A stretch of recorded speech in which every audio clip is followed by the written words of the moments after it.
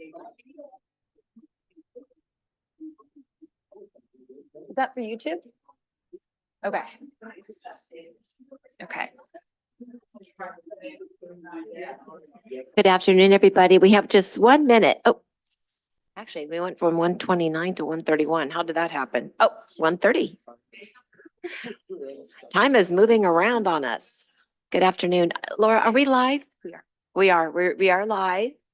So smile, everybody. Happy New Year 2024. I'm going to call this meeting to order at 1:30. And today, just for everybody's knowledge, it's Wednesday, January 17th. And this is the NVTA-TA board meeting. So let's go ahead and we'll ask Mayor Sedgley to lead us in the Pledge of Allegiance. Join me in the Pledge of Allegiance. Pledge allegiance to the flag of the United States of America and to the republic for which it stands, one nation, under God, indivisible, with liberty and justice for all. Thank you. Laura, roll call, please. Leon Garcia, Here. Mark Joseph, Mark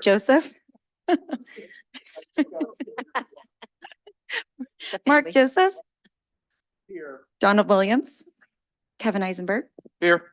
Liz Alessio, Here. Scott Sedgley, Here. Alfredo Pedroza, Ryan Gregory, Here. Paul Doring, Here. Anna Shuto, Here. Margie Mueller, Here. and Hillary Bolt Tripp. We do have a quorum. We have a full house. This is great. Great to see everybody. I want to welcome Devereaux Smith. We're so glad that you're here and you're joining us as our representative. Moving on to item 5, which is public comment. Do we have any public comment for the NVTA-TA meeting? Chair, may we adopt the agenda before we begin? I went right past that. Thank you. Item number 4, adoption of the agenda. Do we have any changes or do we have a motion to approve the agenda? So moved, Garcia. So moved by Garcia, second by Pedroza. All in favor, please say aye. Aye. Any nays? Very good. Passes unanimously. Okay, now for public comment. Number 5.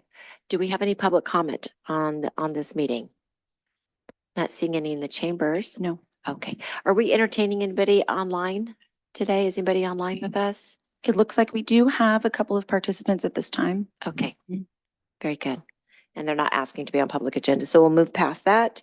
Item number 6, which is chairpersons and board members update. Do we have any board members that have an update on the NVTA-TA? Nothing? Okay. Executive director update. And no update there.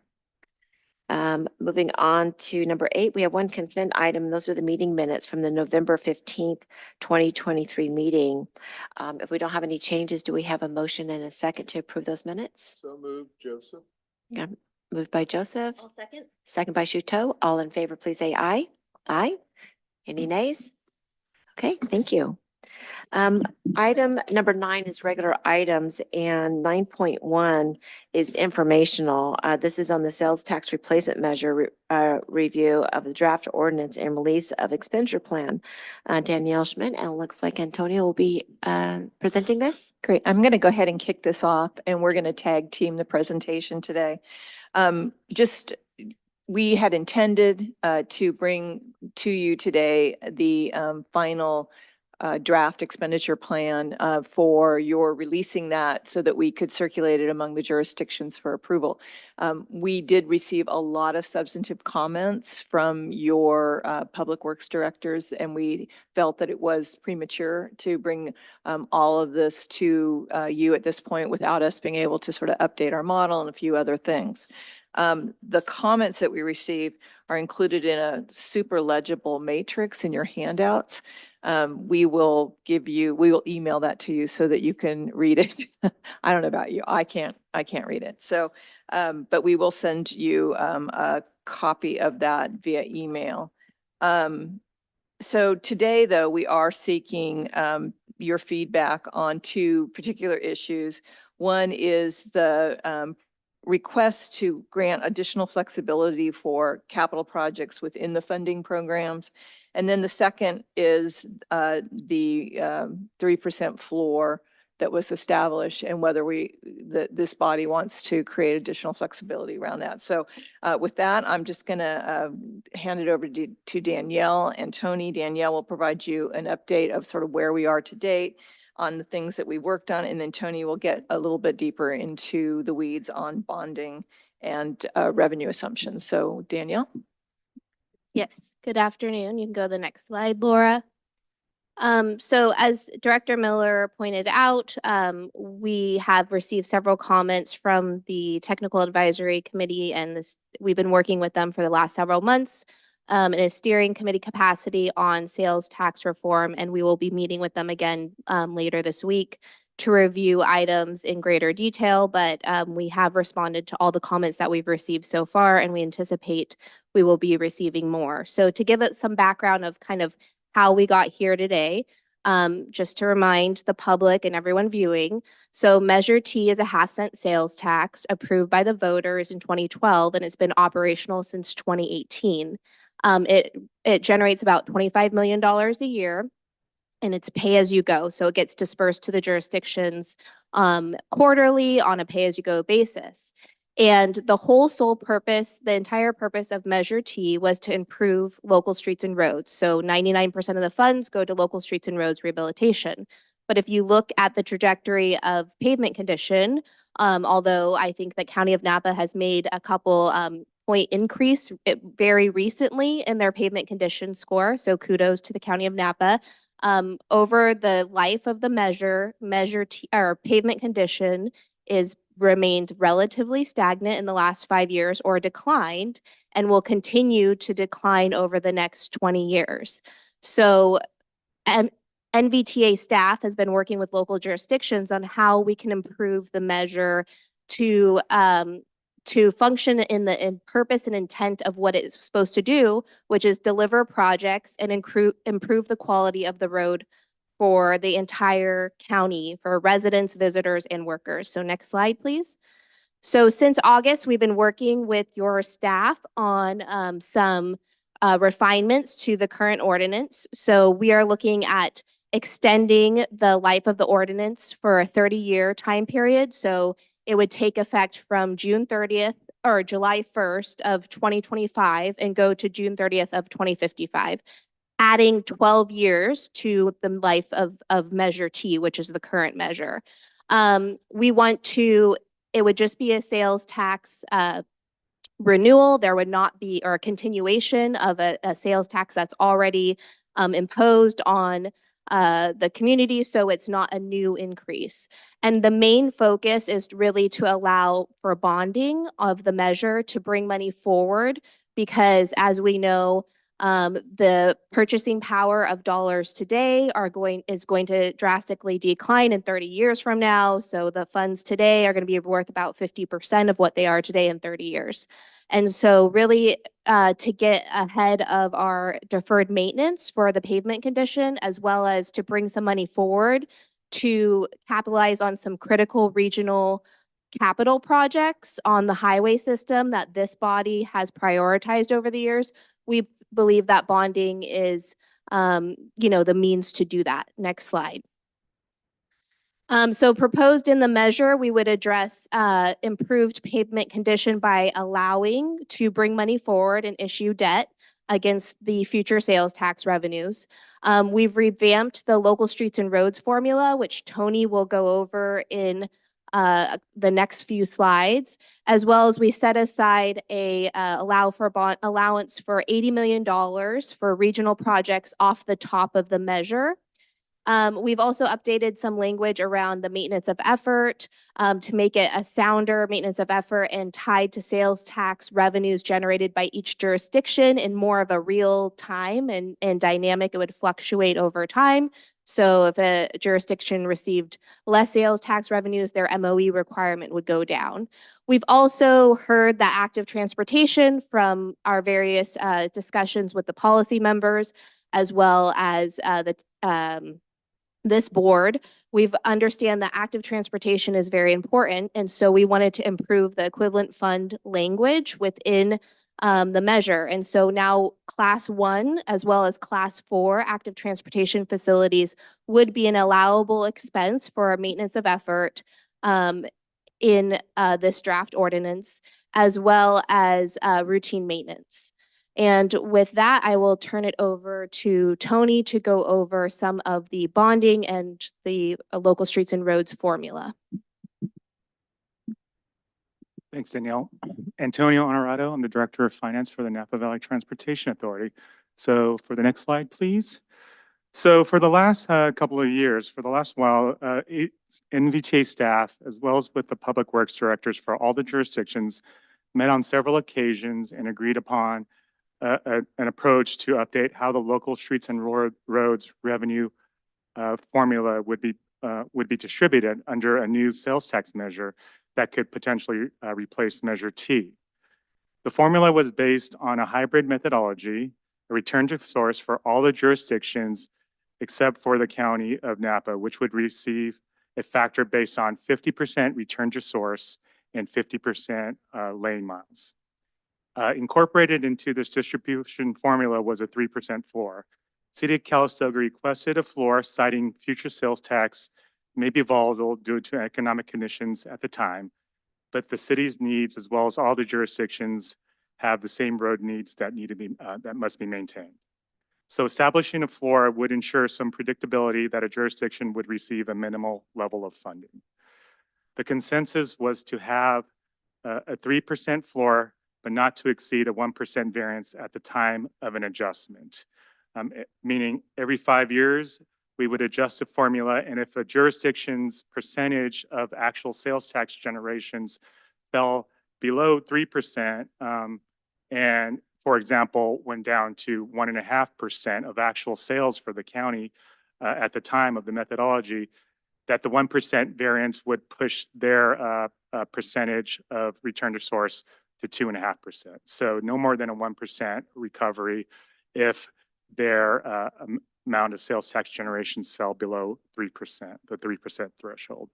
Executive Director just mentioned a short time ago, we'll have this as a discussion topic, whether or not we want to fix the 3% or to retain the 3% or keep the 1% variance, and then staff would have to revisit the methodology if a jurisdiction consistently fell below the 3% threshold floor, and we're not able to at least maintain a 3% floor for their jurisdiction. As I mentioned a moment ago, there would be a calculation reset every 5 years. So every 5 years, staff would revisit the formula. So the formula for the current measure, what you see in front of you in the last column here, in 2030, for example, or 2031, we would see what the sales tax generations were for the previous years, and those formulas would be reset to a new formula distribution methodology based on what the jurisdictions are generating in terms of sales tax. Next slide, please. So this slide illustrates the pavement condition index scores that would look like if the funding was brought forward because of the bonding. It includes the 20% maintenance of effort that was also refined in the current formula, as well as gas taxes and as well as federal and state gas taxes, and how the PCI scores would change if all the funds were invested in the road rehabilitation program. So as you can see, compared to Measure T, every jurisdiction shows a marked improvement in their pavement condition index scores, with most of them being in the good or the very good range. Just to note, the PCI scores you see are over the lifetime of the measure. So this is over the 30-year lifetime of the measure. And the Measure T is also comparatively over the lifetime of the Measure T measure. I will give a shout out to the County of Napa, which just recently had a reassessment of their PCI scores. And I think it's risen into the next category, into the low 50s. The county can stipulate what the actual score is. I don't recall, but it is a testament that with additional funds from other investment sources, such as the general fund, into the road maintenance program, you'll see a marked improvement in their pavement condition index. If I can, I'm just going to clarify something because I think there's a couple jurisdictions that are worried that, if they don't reach these modeled scores, that we're misrepresenting, setting up expectations. Our only purpose here is we use the same model to look at what would happen if we continue to do the pay-go versus if everybody issued debt. And we want to also acknowledge that the MTC model Street Saver, where we put this information to find out what the score is, also makes some general assumptions, and each jurisdiction has made some assumptions.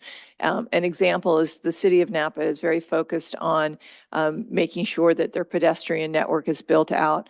These are factors that aren't necessarily included in the model unless the city adds them. So because they're not in there now, the score that the city gets at the end of the 30-year period may not necessarily be reality. So I just want to make sure that that's clear and that we are sensitive to what the public works directors are stipulating.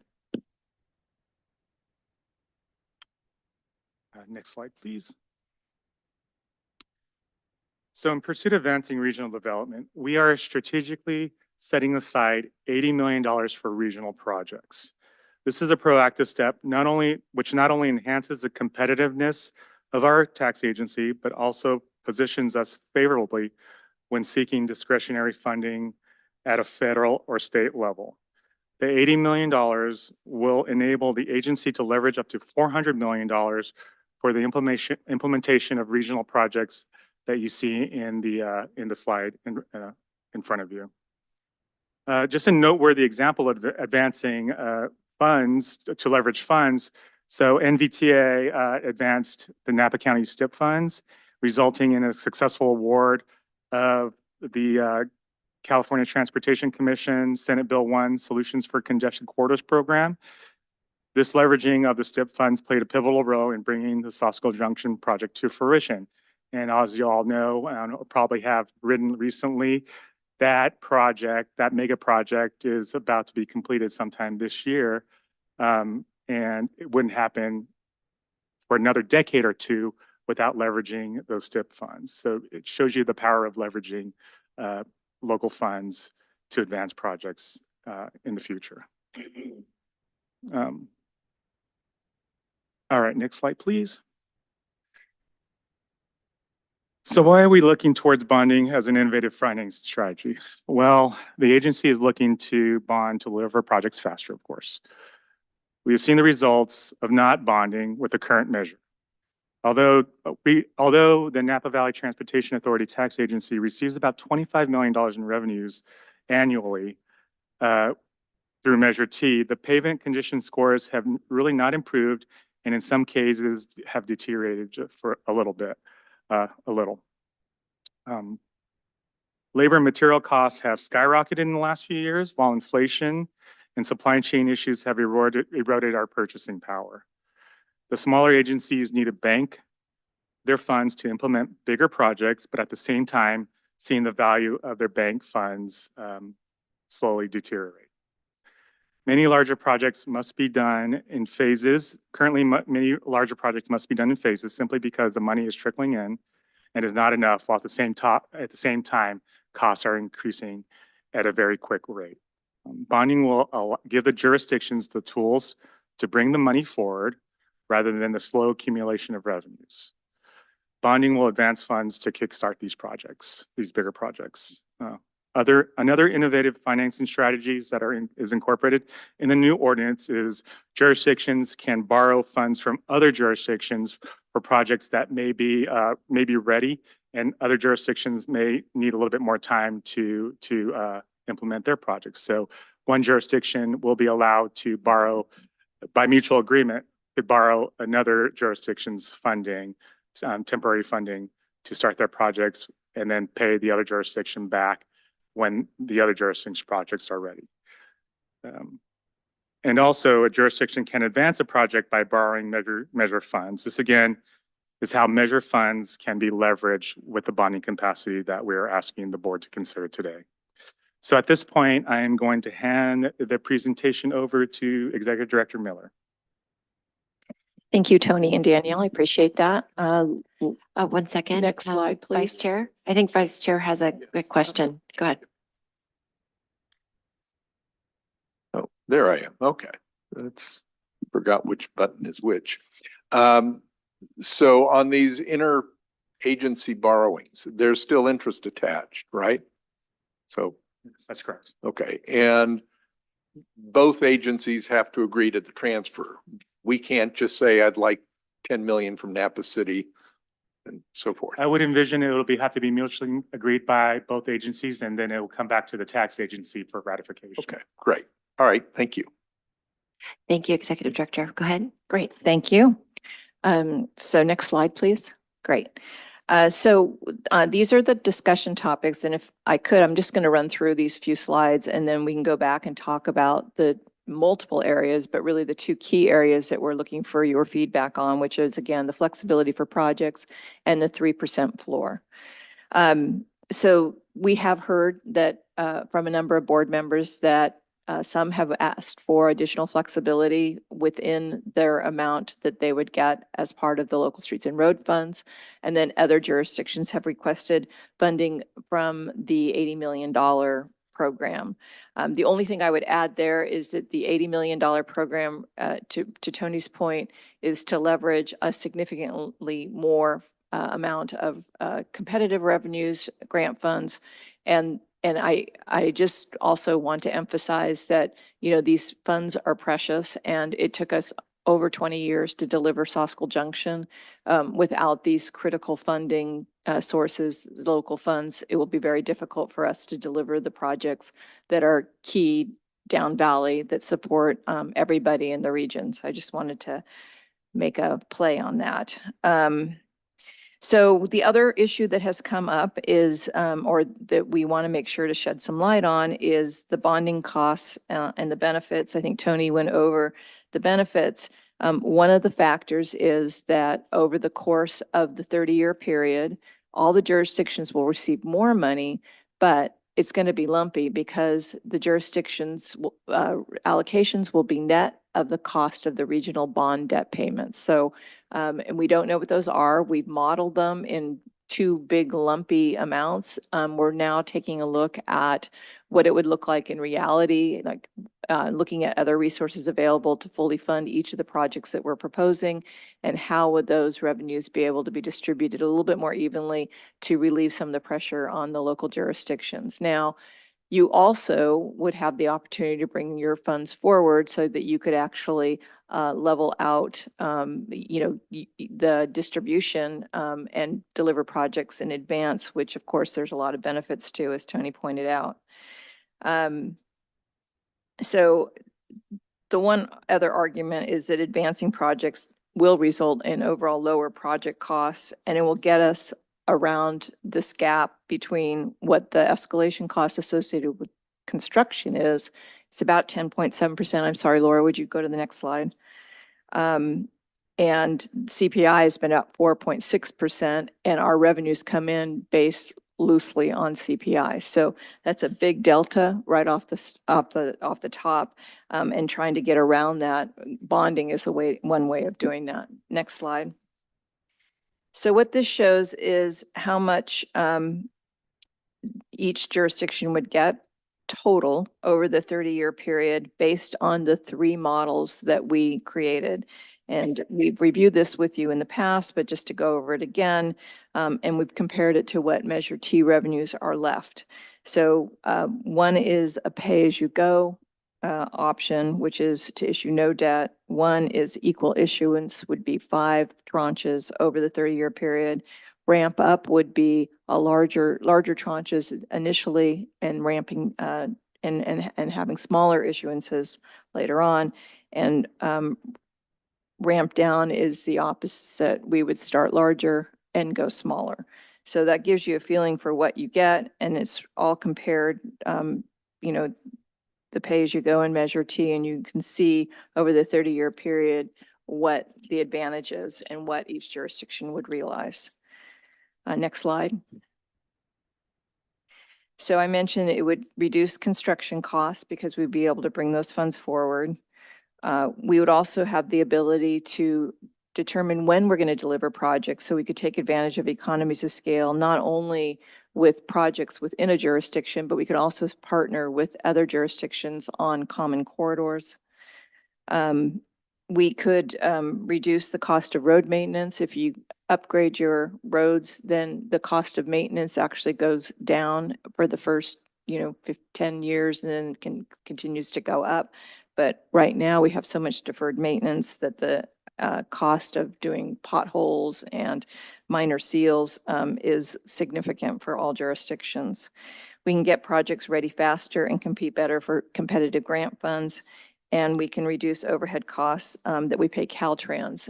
The point there is that the Self-Help Counties Coalition were successfully able to pass legislation that caps the amount of overhead that Caltrans can charge us for administering projects. So if you do any projects on the state highway, they charge you for reviewing the documents that you're doing from the environmental phase, project approval phase through design, and then to administer the project. Those costs would be significantly reduced if we put just $1 of our measure money in a project. So that is another thing that we really would like to see, because I think an example is we are about ready to move forward with the project approval environmental document and you will approve that hopefully in the next meeting.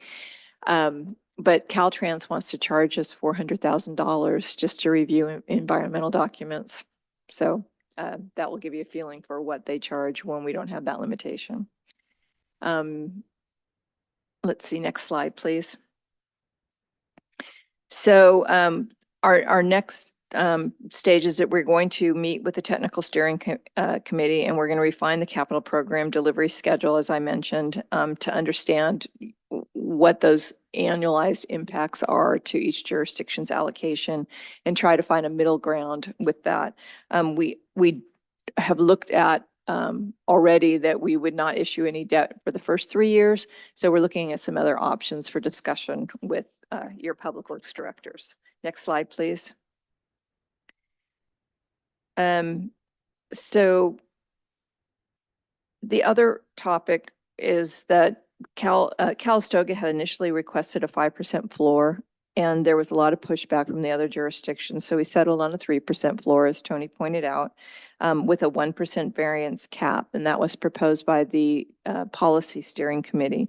That would mean that if Calistoga's distribution amount dropped below 2%, they would only get 1% above that. So if it's 1.5%, they would get a total of 2.5%. So we met with the Policy Steering Committee, the city managers, and the county exec, and there was discussion in the room about just having a 3% cap and not having the 1% variance, or sorry, floor, and not having the 1% variance. Or another option is to revisit the formula if a jurisdiction's revenue generations drop below 2%. So that's another topic discussion for you today. So the next slide is just the next steps and timeline. We are running out of time. We really are urging our partners to have some decisions on or resolution on the challenges that we outlined by the next meeting in February, so that we can go back to the jurisdictions and request their approval for the expenditure plan and get this on the ballot by June. We are, another thing that you will be approving in the NVTA meeting is an extension to EMC's contract to do additional polling. So that will help guide us on whether ultimately this body wants to see or put this on the ballot.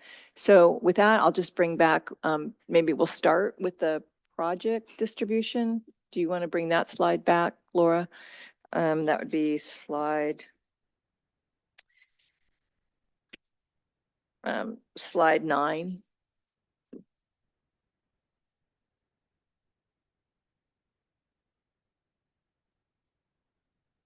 And I'll hand it back to you, Chair Alessio. Thank you very much. Thank you for the thorough presentation and to bring us, it's been a couple months since we've been here. So to kind of get the background where we've gone, the continued discussion with the TAC committee, and with each jurisdiction as we try to find a sweet spot here. I see that, Member Pedrosa, do you Thank you, have Chair a comment? Alessio. And to our director, Camila, thank you for your presentation, and staff. Look, I have a lot of opinions about this, but, I care about outcomes. And I think our residents care about outcomes. So before I provide any direction, I'd like to know your recommendation on these items and what discussions did we have with our Public Works Director? To me, that's going to be critical in terms of how I feel about these items as well. So do you mind providing kind of your thoughts and then what you gathered from the Public Works Director, who are ultimately the ones that are out there paving our roads, doing projects? Well, it's challenging to achieve equity when the smaller jurisdictions are so much smaller than the larger jurisdictions. And so the distribution formula that we came up with, we felt achieved that equity. But we do acknowledge that the Calistoga and maybe even the other small jurisdictions are going to feel the pressure of the growth of the large jurisdictions over time. And so having this set in stone for a 30-year period may create some challenges. I don't object to the 33% floor and holding that steady. Or we could go back and revisit it in 5 years, which we all know is a challenge. But I think if we end up in a situation where Calistoga is only getting 1%, that's a big hit for them. And it doesn't really hurt the large jurisdictions that much. We're showing all the figures that we're showing is the 3% floor. But that's part of the recommendation, the floor, correct? That would be staff's recommendation to just have the floor and get rid of the 1% variance. Yeah. Okay. On the other topics, was there any other recommendations? Well, based on the polling, the voters support maintaining the roads. The voters supported specific projects in the regional program. I am concerned about how long it would take us if we start chipping away at this. If one jurisdiction wants some money, then maybe the other jurisdiction is going to want some money out of this, that it becomes harder and harder for us to deliver projects which we believe serve everybody in the valley. They bring our workers in, they'll help with our economy, and they are going to be critical projects to both make the whole county safe and fluid, because right now, once South School opens up, the traffic is most definitely going to go at Airport and Carneros. And we need to resolve that sooner than 40 years down the road. And I'll just say, look, I do support the floor. I acknowledge the challenges that our smaller jurisdictions face. So I think that's appropriate. And I appreciate you reaching out to our Public Works Director, who they are ultimately the ones on the ground doing the work. On the flexibility, I am concerned about diluting our ability to deliver projects. As someone that serves our communities on MTC, I can tell you, having local resources allows us to be competitive to try to secure more funding back into our community. And I'll also say I think Napa has punched above our pay grade on some of the funding we've secured because we have local funding to do that. South School Junction doesn't happen on its own. And there's been previous boards that were regional that had this discussion collectively and thought about not just what's in it for my constituent, it's for all our constituents. And this is not a big C versus little c. This is about residents in Napa County and our cities and our town. So I really think this is a moment where we have to lean in as a community to make sure that we're not compromising our ability to deliver these projects. We're not done with South School Junction. There's Carneros, there's Airport. And when you talk about what our residents care about, and I'm not trying to preach here, so I apologize if it seems like that, but we've all seen the polling. Our constituents care about traffic, road conditions, and it's also cyclists. It's also safe routes to school. So I really think this is an opportunity to not dilute what we're trying to do. We all have projects that we care about back home, but I really hope that we stick true to the purpose and intent of this measure, which is to make sure we have enough funding that's flexible for projects, but not that we dilute our ability to try to focus on our individual projects back in our communities. I think that's what being a regional leader is. And I think that's what this board has done historically. And all those nice pictures outside, they've all made tough decisions. So I really hope we could stick together as a body to make sure that we don't compromise our ability to do that. So I support the 3% floor, but I want to make sure that we're not providing flexibility where it dilutes our ability to deliver those projects. So thank you. Thank you. And Kate, for flexibility, and the flexibility, we're talking a very small percentage that would go, that's based on the jurisdiction's allotment. So it would be limited around 5% is my understanding. It doesn't come out of the 80 million off the top for the regional projects. It really is a flexibility for the allocation each jurisdiction is going to receive, correct? So it's really, it's Well, local we- control on what yeah. they would already receive. We received two different requests, one for money out of the $80 million.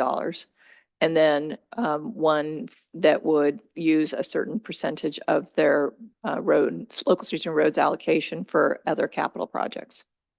Yeah. Go ahead. No, Member no, Perdosa. I think that's a great question, Chair Alessio. If a community, if we all want to do something with our own monies, that's our decision as local electeds. But my comments were more about pulling from the regional pot that compromises our ability to deliver some of these regional projects.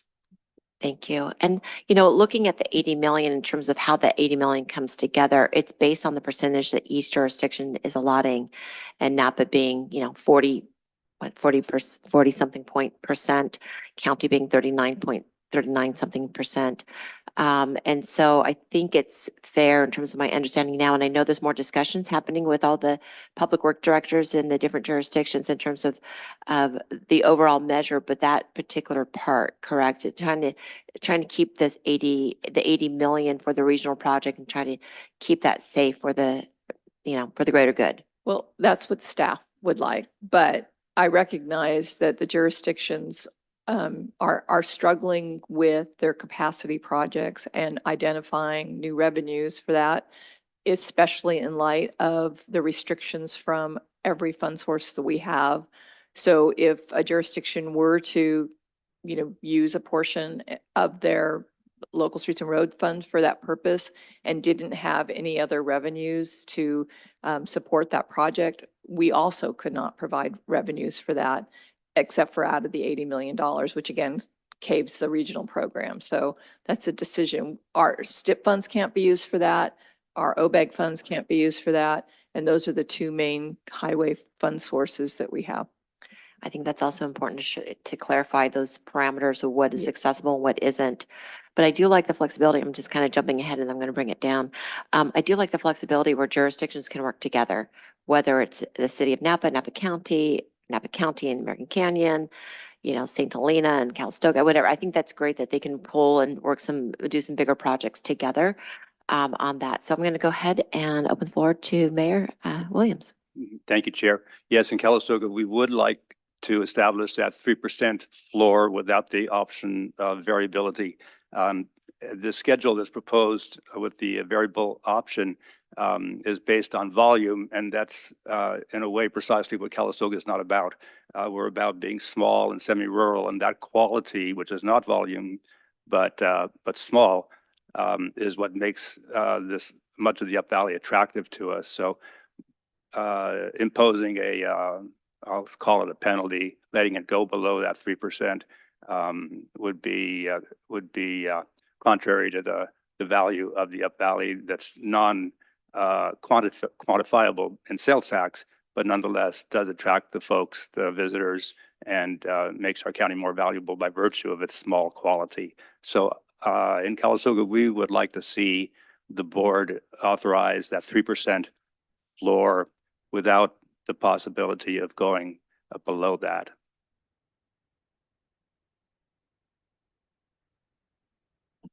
Thank you for your comments. Anybody, any other comments, discussion? Yes, Vice Chair Joseph. Yes, thank you.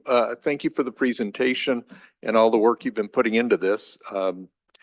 I appreciate the fact that as we come down to the last month or two, suddenly everybody's attention focuses and all of a sudden now you're getting people saying, wait a minute, let's do this and do that. So hang in there, it'll all come together. That's my philosophy of life. Overall, this is a good proposal. It is much better than the Measure T version, in part because of the bonding and in part because of the cleanup in the formulas and the language. So it is a good proposal and it's worth going to the voters for it. On some of the latest options, I tend to agree with a 3% floor without stipulations. From a pragmatic point of view, I'm thinking ahead. How are you going to sell this to voters? And if you've got to explain it's a 3% floor, but there's this 1% variance, and after that, in my experience, I understand it. I'm into complicated formulas, but most people will just glaze over and say, sounds like something.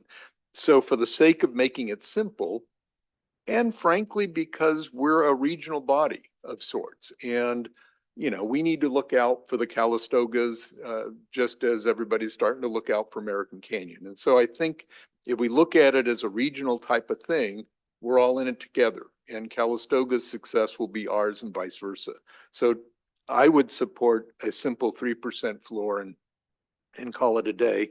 It probably isn't going to cause any severe financial problems for the rest of us because the percentages are so low. I also support the idea of flexibility at the local jurisdiction pot level with limits, maybe 5 or 10%.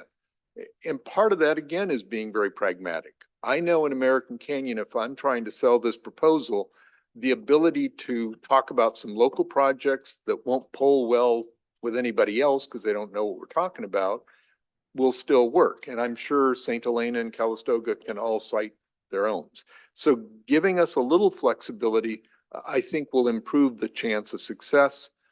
But clearly the bulk of that money has to be used for road maintenance. That's what everybody understands is the key issue, but it gives some flexibility. The last one is the $80 million regional pot. And there, I think it's got to be regional. The projects that are identified are very much regional in scope. And interestingly, there isn't a dollar amount for each of those 4 areas. It is a lump sum of 80 million, and over time, we'll refine it as the costs come in.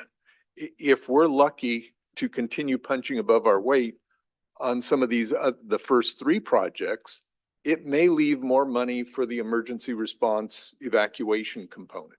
And so I think we've got to make sure it stays a regional pot. There's got to be a regional rationale if anybody wants to make a claim on that pot. And we can, argue over the merits of the 4 projects that are identified that staff put together. But I do think they warrant it. And so for me, it's got to stay a regional pot and not subject to claims other than how this will benefit the entire region. So again, I'm good with the 3% floor. I'm good with some flexibility at the local jurisdictional level, but the regional pot has to stay regional. And other than that, I'm on board too. Thank you, Vice Chair. I see Member Eisenberg. Thank you. So obviously, I'm in support of a set 3% floor, so I won't say anything more. But I also think that jurisdictions should have a reasonable degree of flexibility. I don't want to assign a specific percentage, but in any ballot argument, that would be way at the end.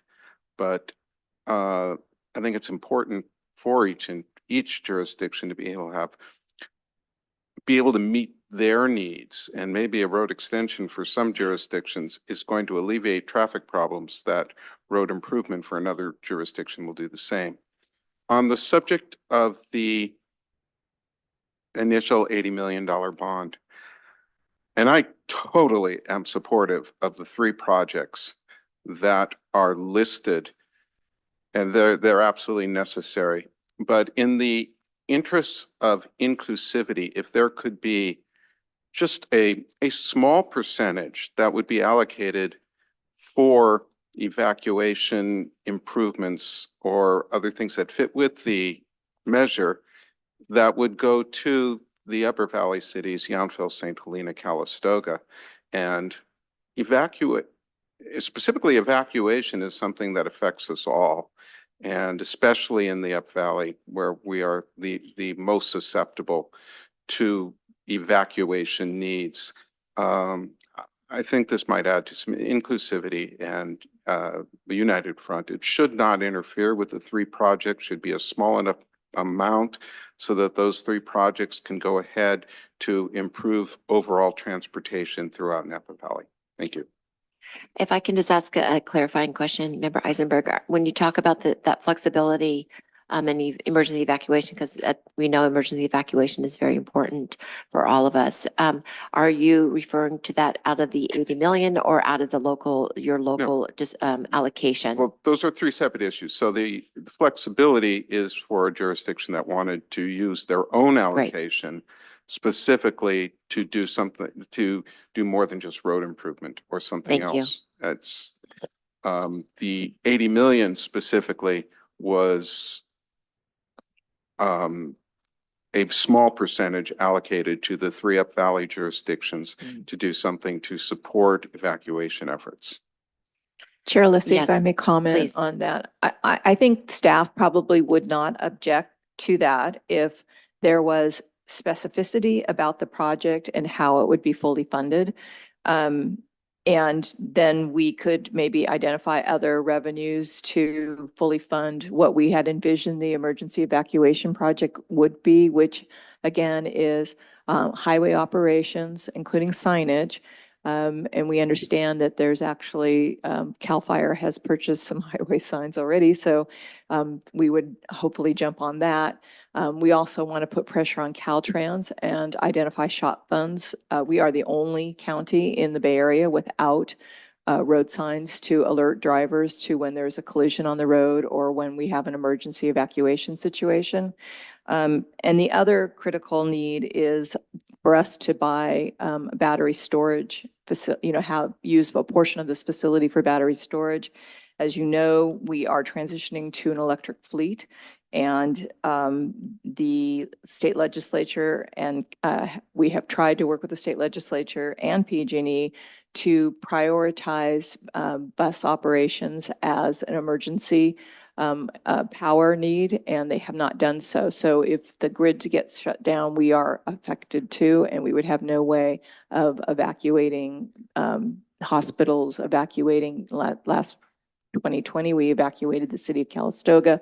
So we are an essential partner in that, and we want to make sure that we are able to respond.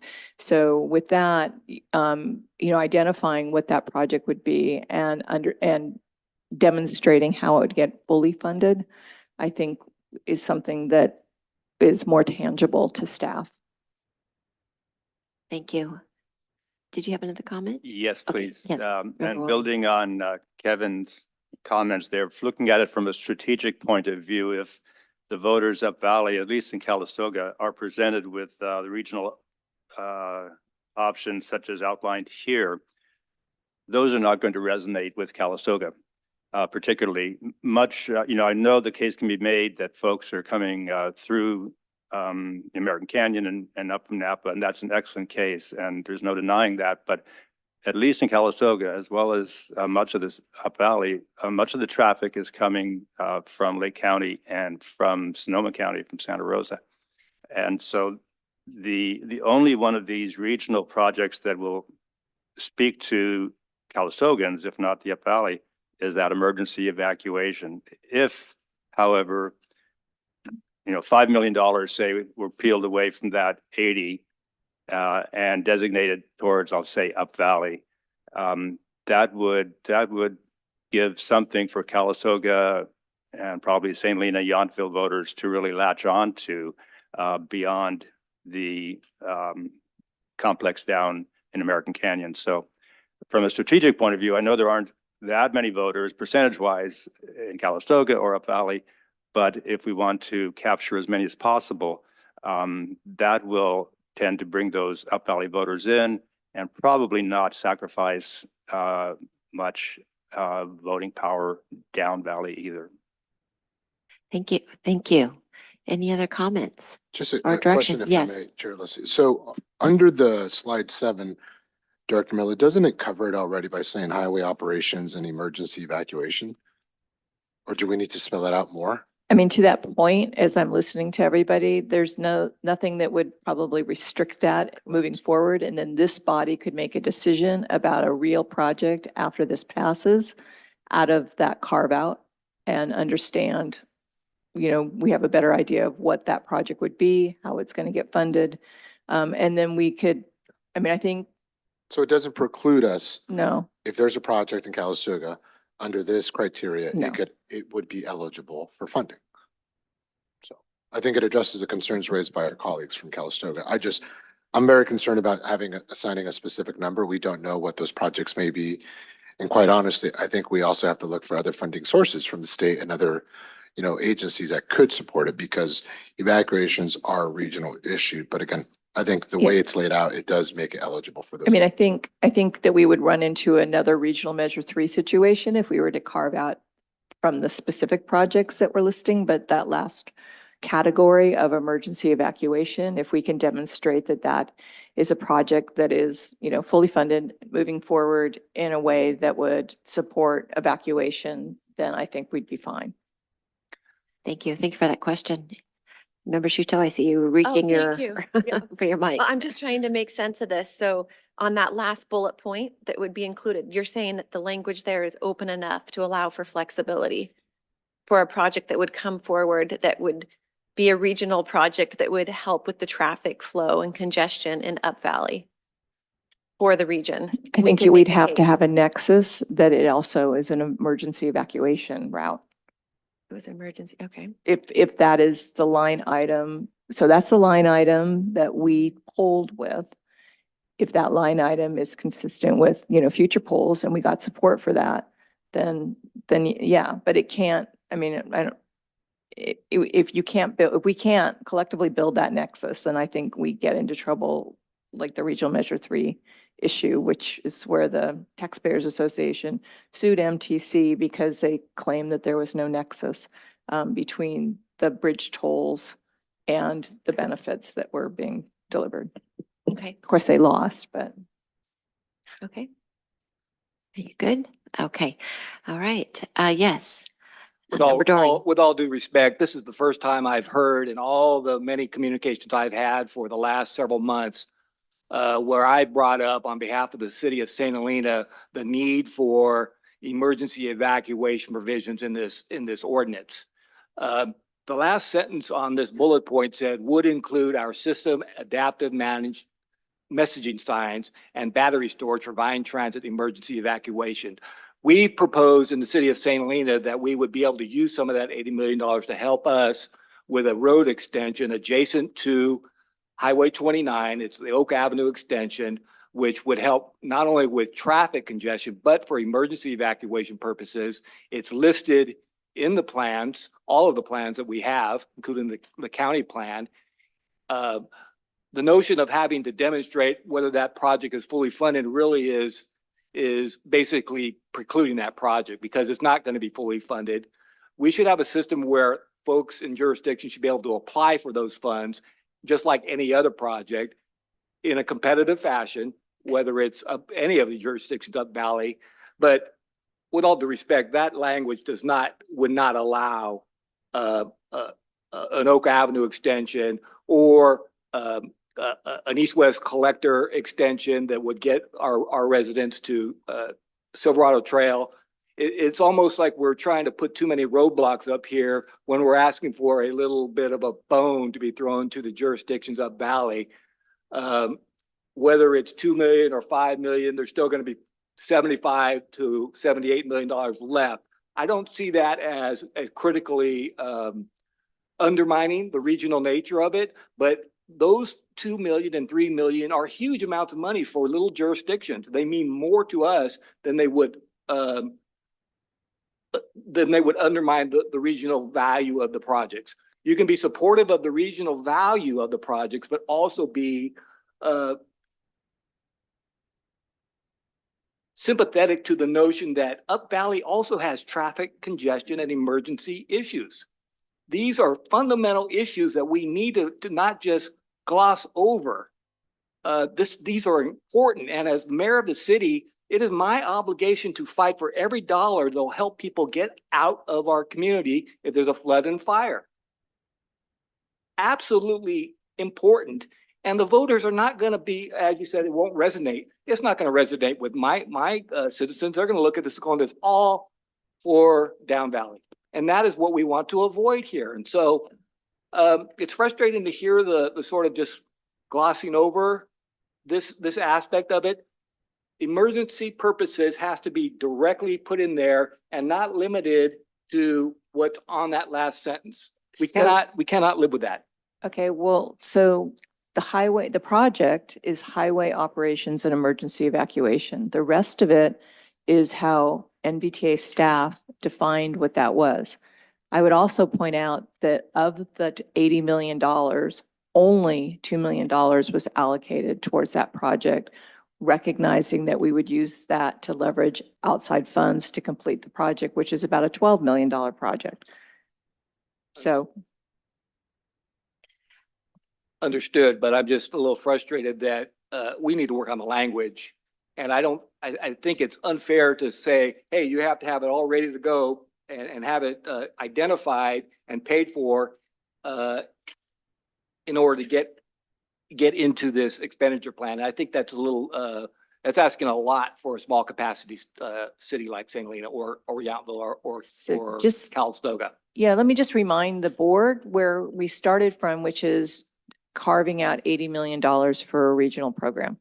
And we polled for what we knew were the critical projects down valley that have been in every plan that this body has approved. And we also recognize that we're going to be in a world of hurt to get people out of valley with no batteries and without any signage to tell people where to go. So that was staff's approach with the very limited amount of revenues that we had. And that was the line item that we pulled for, was highway operations and emergency evacuation. And so that's how we got to here. Thank you. Member Mueller. Well, I'm going to, well, first of all, I totally support the 3% floor. I think, you know, the numbers that we're talking about, especially for the F Valley cities, are so small. Yeah. That, you know, we're probably going to spend more money trying to do the math, you know, with the 1% variance than we're really are going to have anything significant on another foot of road improvement or anything like that. And then, you know, in terms of the 80 million, we're talking 30 years from now. Maybe we're going to start some of this stuff in 5 years. I think we've got a lot of time to kind of figure this out. I totally agree. I have to, you know, totally agree with the other Up Valley cities as well. You know, I've been off and on this board for a decade and a half or more, and it's always been, you know, we all know we have a weighted vote. And I know that, you know, we have a lot of loud voices over here with the small cities with a weighted vote. But, you know, having some flexibility for some very unique situations, I think Kate said it earlier. We're really talking about a small amount of money out of a big $80 million pot that we're just really asking that, you know, we may have a weighted vote here. We may not have a lot of citizens. But, you know, every little bit's going to count here. And I think as much as we can, you know, get, you know, all of our additional support for this collectively as a body, taking, you know, some of that money and maybe softening up some of this language to provide that nexus for stuff that, you know, we really haven't had time to really draft in terms of our emergency plans and what that, I just don't know why we couldn't leave it very global like that. You know, and, you know, you can use words like, you know, may include or could include and, you know, have a whole list of things. So I think we really need to do some work on that because for me to support it and really get support for our citizens, you know, and Yountville, I'll toot our own horn. We've been putting a lot of our own money into our streets. We've got that the highest level up there. And our citizens, we haven't given them other things because I've always pounded my fist on the table, infrastructure. And so we've got there. So I would like to see a little more consideration with the 80 million. And I still think it's really not, it's going to be a small amount and it probably is not in reality going to make a big dent in these regional projects that we do all support. Thank you for your comments. Yes, Oz. I just want to clarify for the record that NVTA-TA is one agency, one vote. The NVTA board, the next meeting is weighted voting. So just Thank you for just that wanted to clarify clarification. that for everyone. Yeah, So- thank you for that clarification. And then, um, Kate, just, or any of our staff here, remind us how that 80 million is developed? Is that based on the contribution each jurisdiction provides? Is that how it's allocated? or No, it's- okay. we backed into it based on how the balance of funds influence your PCI scores. So as long as there was substantive improvement in the scores, we took more, any more than that is going to, affect the scores. So that was sort of how we figured it out. It doesn't have any bearing on the amount of the projects, because as I pointed out, the projects cost probably 400 million, if not more. And so it's really a small subset of those projects. Okay, thank you for that. And again, today we're not making the decision. We're having the discussion, giving staff direction, both on the 3% floor or 1% variance. It seems like I'm getting consensus here that people are leaning towards that 3% floor. And the other item that we're making, giving you discussion back, sorry, our direction on, that's the word I'm looking for. Yes, you're pleading. Yes, we are all pleading. What was the other item? There's two items we needed to, So whether to create additional 80 million. flexibility to use the funds for capital projects. So there was the element that was using the percentage of the local streets and roads for other capital projects, and then the question of how to create more flexibility in the regional program. We could start all over. I would not advise that, because we would have no way of gauging how the new poll stood up in terms of how it changed. I think it would be a really, really bad decision. So for us to go out and further define any of these projects at this point is problematic from a polling perspective. That said, I did throw out this idea that that subset could be discussed later on. This body could decide to create additional flexibility out of that program for other projects. I would, though, be concerned about a project that wasn't fully fleshed out, that didn't have enough money to be constructed. I don't think it's smart from a government, overseeing these funds to hand over $1 million to a jurisdiction for them to figure out what they're going to do at some point over the period of this program. So that's just my concern about that. But I don't see anything that would prohibit this body from making a decision about apportioning some of those funds to a project that is a highway operation emergency evacuation up Valley. thank you. And I know that, I'm going to call on Member Garcia and then Member Sechley and then the Vice Chair again.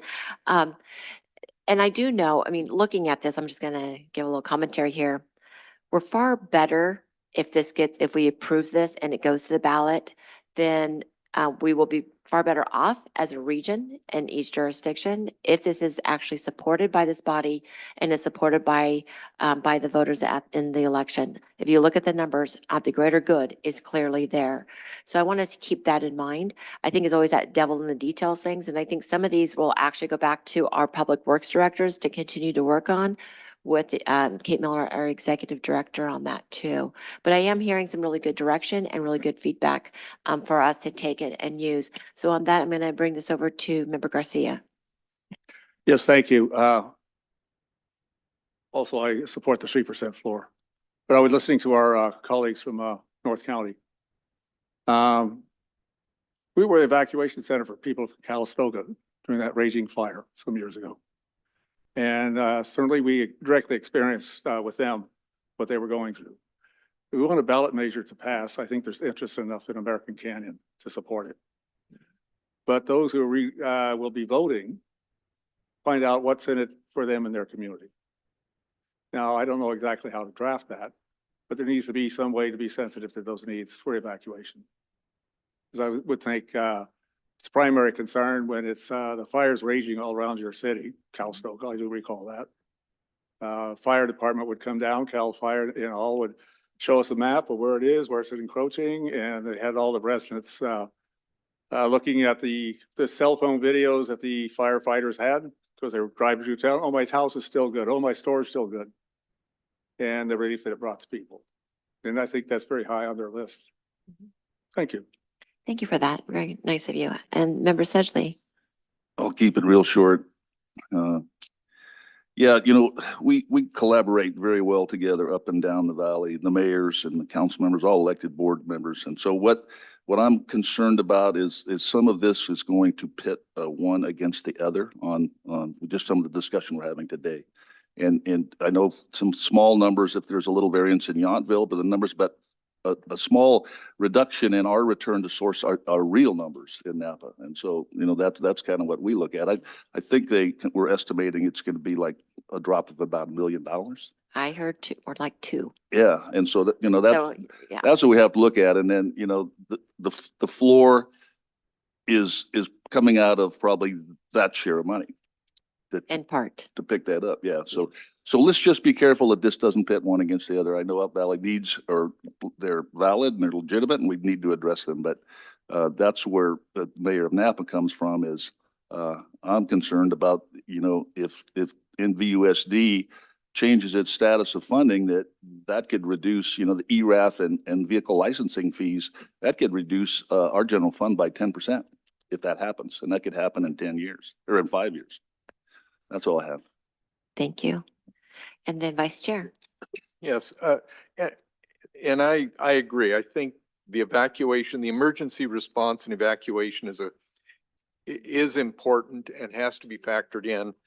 My concern is the language. If I'm reading from the draft ordinance, attachment 1, the expenditure plan. And the way I read it, it says Highway Operations and Emergency Evacuation Center dash Highway System Adaptive Messaging Signs and the Vine Transit Emergency Evacuation Operations. If that's what's going to the voters, it doesn't intuitively suggest to me that an evacuation route is an option. So I'm sorry, just to clarify, what was pulled is highway operations and emergency evacuation. The rest of it is everything beyond that hyphen on every one of those line items is staff's explanation of what they were envisioning. Where I'm coming from is I would support language that specifically says this pot could include contributions towards an evacuation route without specifying which those routes are, or without specifying a dollar amount, just as we don't specify a dollar amount for any of the other projects. So what I'm suggesting is we do need to give the Up Valley community something to buy in on. I can get into a lengthy discussion about how the merits of improving traffic flow from the South County benefits everyone. But as a practical matter, if I didn't have something about evacuation routes in it, it'd be hard to sell to Calistoga or St. Helena or Yountville. So I think we've got to have some language in that general pot, but not earmark specific projects nor a specific dollar amount, simply because at the end of the day, everybody's going to have to come and make their pitch. And without saying it's got to be fully funded, otherwise, I think you can just leave it with it's an option. And if a jurisdiction shows up and says, I don't have all the funding, but I'd like to have a chunk of your money, the odds are good no one's going to buy into it. So there's some details that I think will work out over time, but it's important that we have enough flexibility in the language that, as circumstances come up, we have that flexibility. So for me, I would like to have the language at least be clear that it includes evacuation routes and not just signage and batteries, but not earmark a dollar amount and leave it be that, you're going to have to make your best case before this body collectively. Thank So you, I Vice think that's Chair. a way of getting around some of the concerns. Thank you, Vice Chair. Yes, Member Shuto, and I then I just- think we're getting towards Yeah, wrapping this up. That's This is it. the longest NVTA-TA meeting I've been at. I just wanted to say thank you to our vice chair so much. He just summarized it perfectly Good. and what my hope is. Thank you. Okay, excellent. Okay, so with all that, do you have the direction and the feedback that's going to help us continue the conversation with the tech committee, which are public work directors? Sure. So Okay. what I heard was that this body is supportive of just having a 3% floor. Yep. And that we will go back to the public works directors to talk about the highway operations and emergency evacuation as a programmatic line item that could potentially be fund other projects.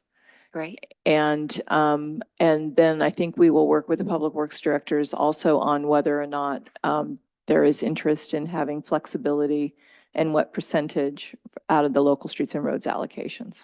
Great. Thank you for that. A great lively discussion. And really, as Member Sedgley said, we do collaborate and work very closely together. We all live in these unique, really special cities and towns and in this beautiful county. And I appreciate the fact that we really are there for each other and we'll move this forward. And I think we'll all be better off in the end. So thank you, staff, for the presentation and for your work on this. So on number 10, future agenda items. Does anybody would like to add a future agenda item to NVTA-TA? Very good. Let's go ahead and adjourn this meeting at 2:40. Our next meeting, next regular meeting will be on February 21st, 2024 for the NVTA-TA. Moving on to our NVTA regular, our Board of Director meeting. And we know the day, the time is 2:40. We've already done roll call, so we can move on from those. Let's start with number 4, adoption of the agenda. Would somebody like to make a motion to adopt the agenda? Move to adopt, Garcia. Garcia made the motion. Joseph? Joseph made the second. All in favor, please say aye. Aye. Very good. Do we have any public comment for the NVTA meeting? Not seeing any in the chambers here. Nothing online? Okay, thank you. Moving on to item 6, which is chairpersons, board members, MTC and ABAG updates. Let's go to MTC. If we don't mind, does MTC have an update? I do. Thank Thank you, you. Chair Alessio. So it's been a busy month. We had our legislative committee where we continue to talk about a regional measure being placed on the ballot in 2026. A lot of discussions around the future of transportation and making sure that we have a resilient system.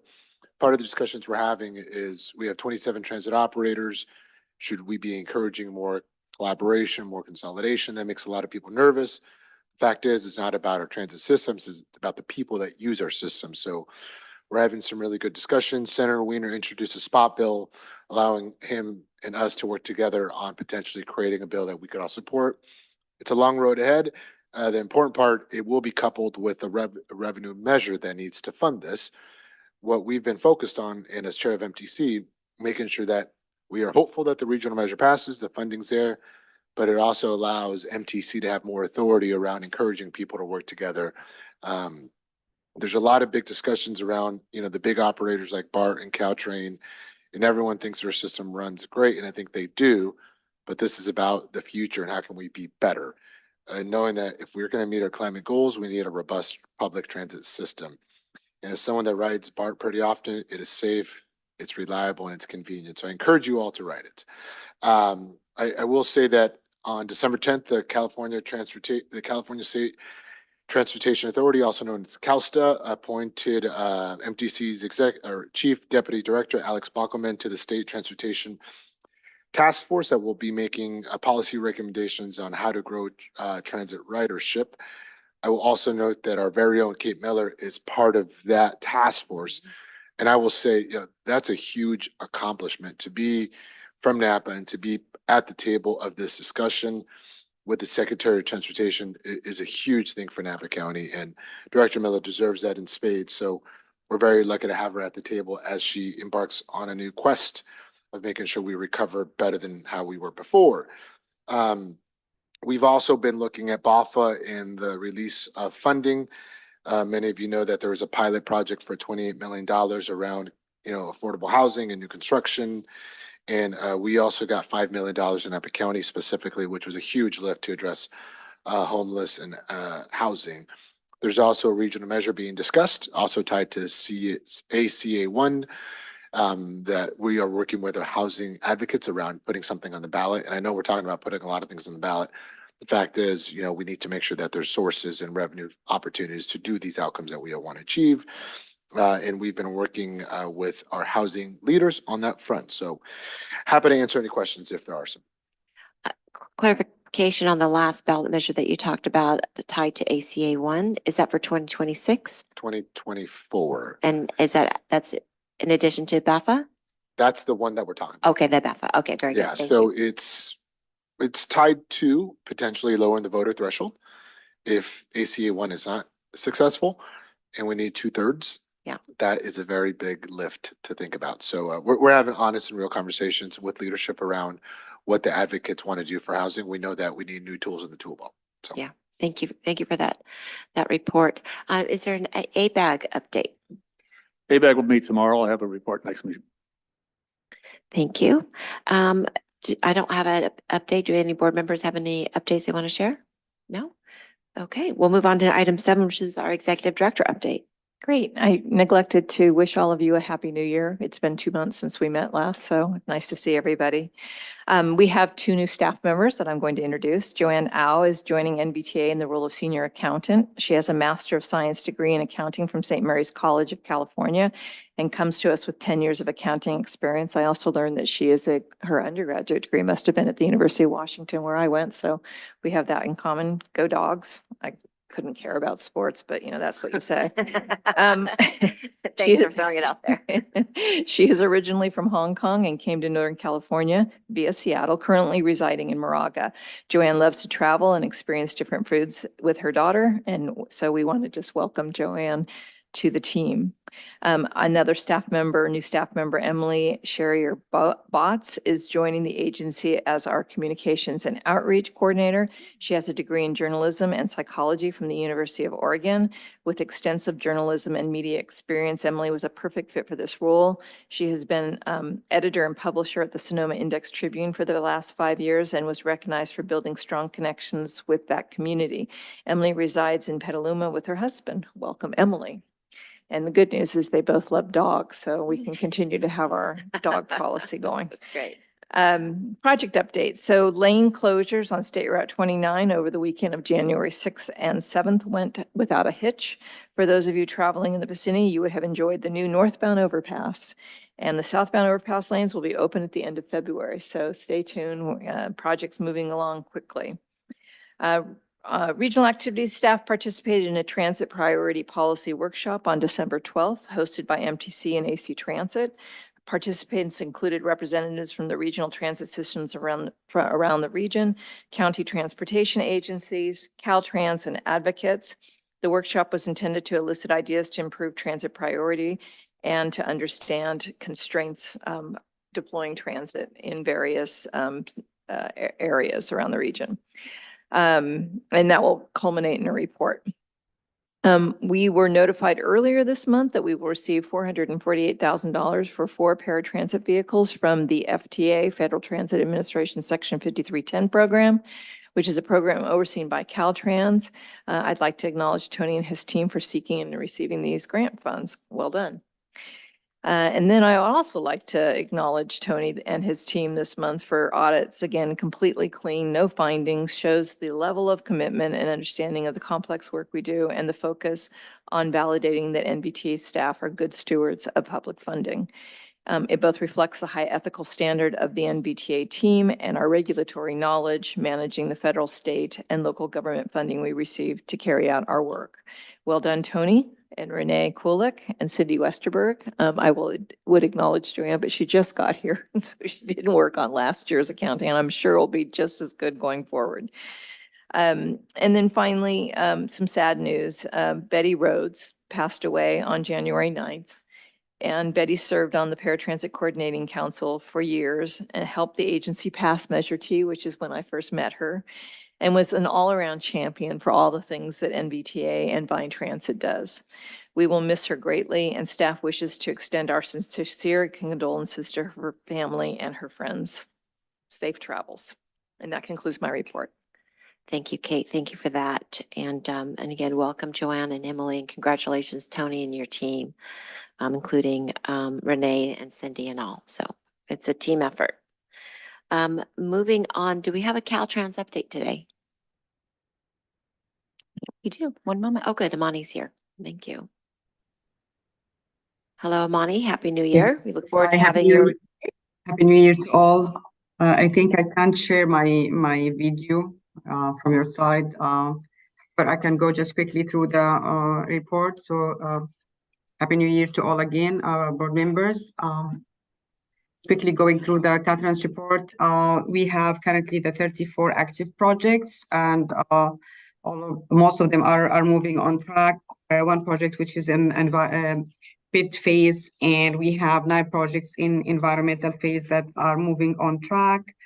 For the design, some movement of the design development phases, especially for storm damage in Napa, to construct rock slope protection in 5 slip out location, that the design will be completed in April 24. Also a storm damage in Napa County, that it will complete the PSNE phase on end of this month. And also we have a pavement rehab project in Napa County with the PSNE phase completing on February 24. Also a storm damage with the repair culvert and stabilized roadways in city of Napa, where the ready to list was finalized on December 23, and actually we are awarding the project now and in the process of awarding it. For the Ritchie Creek project, which is a replacement of a bridge for fish improvement, the design has been also shifted due to right-of-way requirements and complications a little bit with the PG&E headlines and gas lines. The project is be completed by December 24. For construction, we have 13 projects and moving on track. Just I want to highlight on the Sosco Junction improvement that currently Caltrans is working on supplemental fund to request additional STIP funds for construction support, and we managed to secure the maximum G12 of 360,000. And yesterday I presented the supplemental fund request of 1.6 million to our district 4 director, and currently I'm in the process of finalizing the forms, and I will send it to NVTA Kate, and it will be go for headquarter by next week on Monday, and this will be going for the March CTC meeting. And we have 2 projects, which is again in construction, mitigation projects at Wichita Creek and Capel Creek Bridge for 9 years plant establishment period in order to secure the regulatory agencies requirements and approvement. And by this, I conclude my report. Thank you. Thank you for that report. Any questions? Not seeing any. Thank you very much. We'll see you next month, I hope. Thank you. Moving on to presentations, 9.1, we have NVTA project update. We always look forward to these. Good afternoon.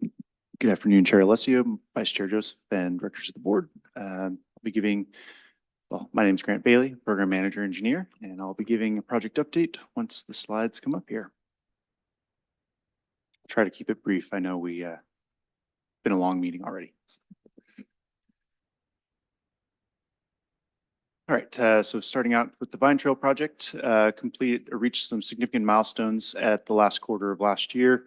In October, we paved approximately 75% of the Vine Trail alignment. If you drive up Valley, you can see a lot of the paving down. Unfortunately, the trail is still closed at this time, so please encourage your citizens to remain off for the time being.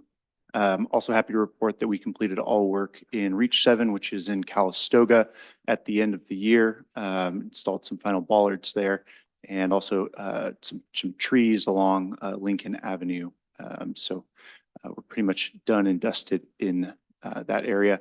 Upcoming work, you may have noticed there's some pavers being installed north of the city of St. Helena.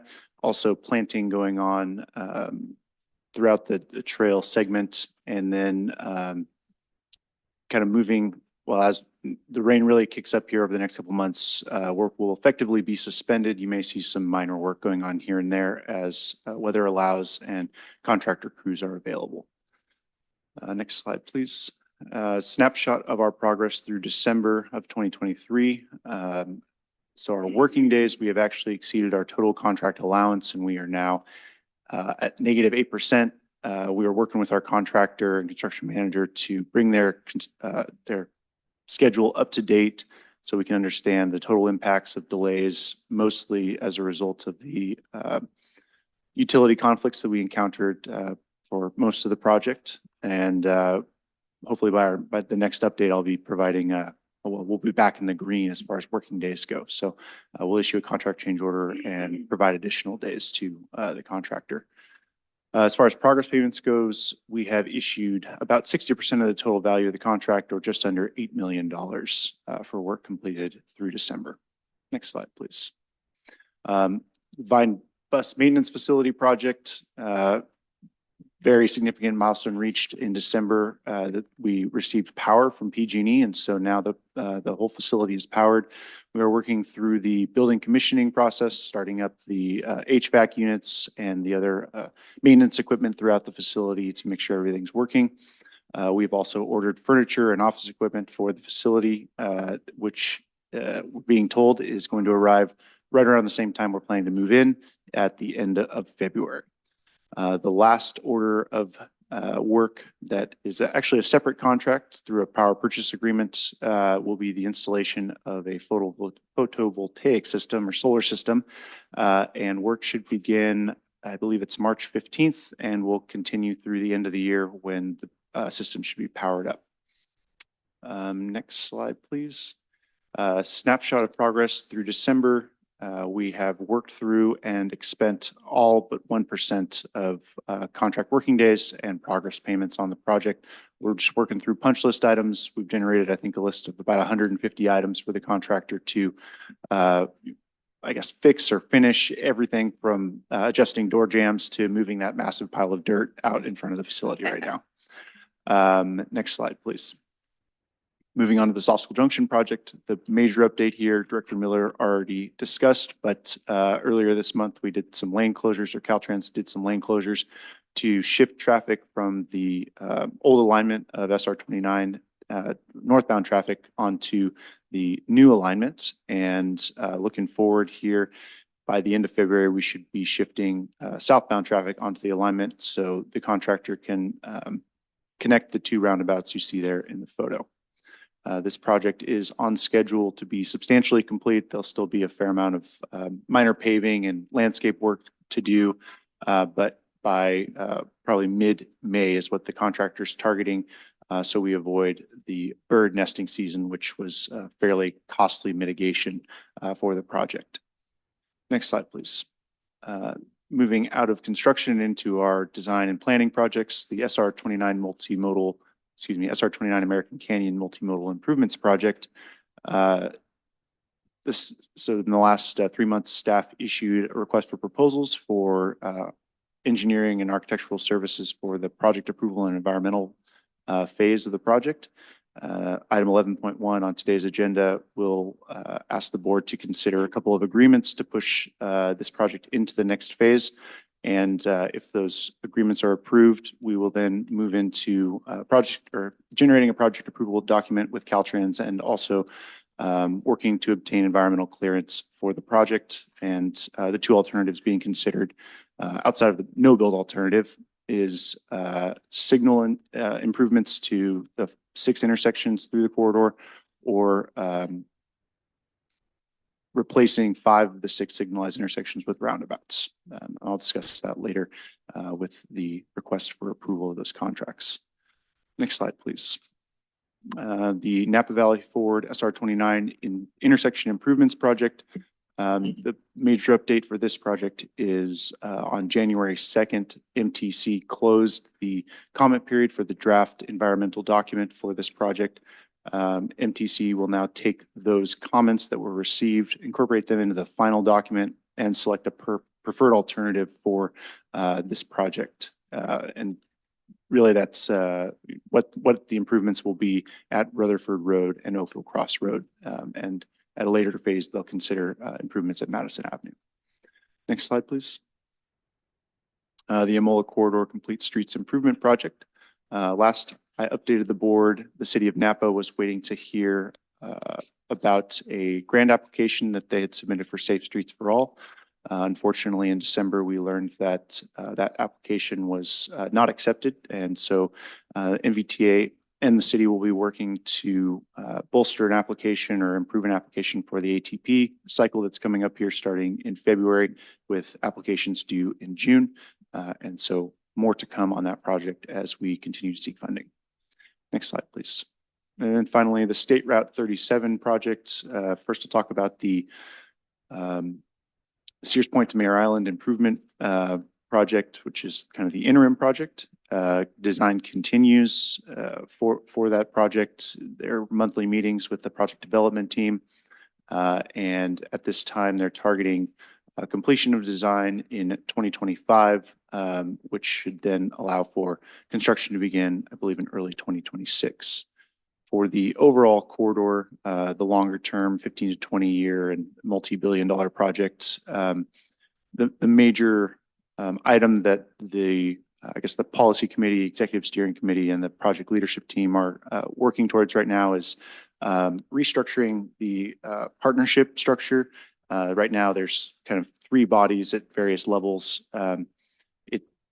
Through the last several years and trying to incorporate the regulatory agencies as well as a number of other I guess state legislative and congressional offices as well as the tribes, there have been some concerns with how integrated that group is. And so Caltrans, MTC, and the transportation authorities have been working through a revised partnership structure, which would incorporate all of those bodies into under a single structure. That hasn't been approved, but Director Miller sent out an email to the policy committee members that are on this board earlier in the month, notifying them of the revised structure and that it will be discussed at the upcoming policy committee meeting in February.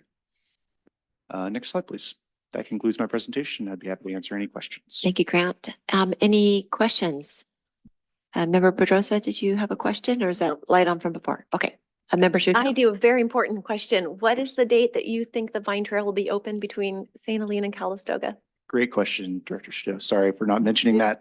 We are targeting June of 2024 at this time. Oh, wow. Okay, I understand. And we're very excited about Very it in close. St. Helena. Thank you. You're welcome. Thank you. Member Garcia? Yes, just an update. The City of Vallejo, the Bay Trail / Vine Trail project is making significant progress. They're now getting past White Slough. They have most of the south of that connected all the way down to near the ferry terminal. There's an existing paved walkway there already. And on the north of SR 37 on Broadway, Sonoma, getting into American Canyon, it's creeping toward American Canyon very close. So we're looking forward to that. On the issue of the construction for the roundabouts, there's concerns in the community, as we might understand, about safety. How are the kids getting across? How do we handle crossing or merging into a traffic where you have something on the order of 50,000 cars a day going in each direction and safety? So I think what would be helpful to have some discussion with a number of people about that. If you have any videos, real-time videos of construction projects similar to what's being proposed and how they handle these issues. I understand there might be some way of putting in a flashing light that would set up a queue or something.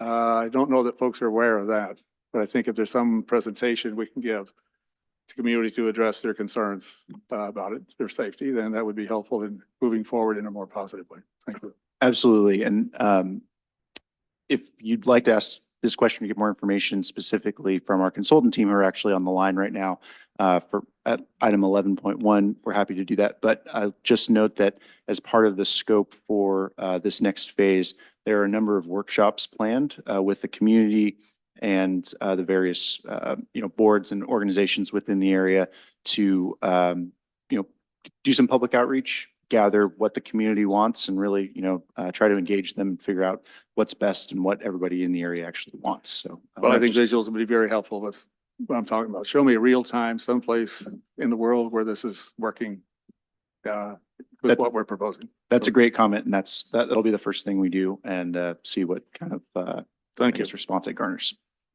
And if I can add, it also follows the Vision Zero resolution that we're all, I mean, it's going from town to town. I don't know if American Canyon has been presented with the Vision Zero resolution yet. City of Napa, we just approved that at yesterday's meeting, but that also follows it, and that's, along that path of just safer pedestrians and cyclists too. I see that Member Williams. Yes, thank you. Thank you for the report. On Highway 29 there at Rutherford and Oakville, I see a signal light scheduled or indicated there at Rutherford Crossroad and a roundabout at Oakville. And are those concepts, or are those approved, or are they at the recommended stage? Where do we stand on those? That's a great question. So those are one of the alternatives, or the alternatives proposed for each intersection. At the completion of the environmental phase, probably in mid-March, when the CTC takes action, when MTC takes action on the preferred alternative and the environmental document, that is when we'll understand what the selected alternative is. So those are concept at this point, not approved. Thank you. And just to be clear, that there is no Rutherford roundabout being considered, that the two alternatives is no build and a light. Yeah. Yeah, I see the light indicated at Rutherford and the roundabout. That's correct. Indicated in Oakville. Yeah. Thank you. Thank you. Member Doring, and then Vice Chair Joseph. Without presuming there are any legal issues with respect to the design of the Vine Trail, the Calistoga to St. Helena portion, is that being evaluated with our staff and council to see whether there are any potential legal issues in terms of the failure to identify all of the utility conflicts that have caused a fair amount of delay and cost to the jurisdictions? Again, I'm not presuming there are any issues. I'm just wondering if we've gone through that analysis. Yes, we have. It has not escalated to, I guess, a legal concern at this point. We are working with PG&E on submitting a claim, and we haven't finalized the total cost of what the damages are to the project at this point. But once we do, I can report to the board what the final submitted claim was and the status of the claim as we move through that process. Thank you, Vice Chair. Thank you. Yes, jumping back to the Napa Forward projects. On the Madison and Yountville, is that phase 2 envisioning getting rid of the signal and turning it into a roundabout, or what? So we've only done a preliminary analysis on that intersection, and one of the challenges that we had was that because the signal's already there, it's not a safety project, and everybody is all about safety in terms of competitive grant funds, and we didn't have the resources to really move that project forward because of that. But I think that a roundabout at that intersection would definitely improve traffic operations. And we will continue to look for resources to move that project forward. I can see Member Pedroso, you want to chime in? Yeah, I'll just share, roundabouts do work. I know there's skeptics out there, but, I invite anyone to go to Truckee, and there's similar conditions to us, destination community, livable community, potentially high rates of speed, and you see what roundabouts do to meter the flow, reduce greenhouse gas emissions. So they work. What I would say is, what we're doing right now is something new for Napa to bring outside money. It wasn't money from our community. It was outside money. And it's something that if it works, it won't be me, but someone who else is on MTC at that point in time will be able to point to this project as how we were able to deliver something in Napa County that's different. So I think that's why using this as a test case, I think it's going to work. American Canyon is experiencing with potential roundabouts there too. It's a continual flow. And I'll tell you, it's really not just about cars. It's people riding their bikes. it's people walking. It really creates more of a livable, walkable, connected community, which we're all striving to do. So just putting out a word out there for roundabouts because they do work. So thank you. Yes, Chair, yes. just one Member quick Doran. question, Okay. again, regarding the Vine Trail. It occurred to me, I saw the pavers in our tree tunnel. Is that intended for walkers or bicyclists? Because I'm just curious about that. You're not the I'm first. sure other people have expressed that to you. Yes, you're not the first. That is intended for both walkers and bikers. Okay. And actually I'm working with the Vine Trail Coalition right now to provide a presentation to the Community Advisory Committee. Mhm. And we could certainly provide that presentation to this board on how there are 3 different trail surfaces that were selected. It kind of was presented to the different property owners, and there are various reasons why each surface was selected. If the board is interested, we can certainly provide that presentation as well. Thank you for that. Thank you. Okay, excellent. Thank you very much. And I think you're going to stay for the next item. Oh, actually, we have consent and then, Possibly, yeah, we'll see. okay. All right. So the next item is consent, is our consent agenda. There are 7 items on consent. If nobody wants to pull any, do we have a motion and a second to approve those consent items? I'll make that motion, Joseph. Joseph made a motion. Do we have a second? Pedrosa made a second. Very good. All in favor say aye. Aye. Aye. Any nays? Okay, all approved unanimously. I told you, Grant, I said you'd be back, You're and right. here you are already. Should've stayed. So Yep. our first regular item is an action item, and this is 11.1 agreement for a project approval and environmental document phase work associated with the American Canyon State Route 29 Corridor Improvement Project.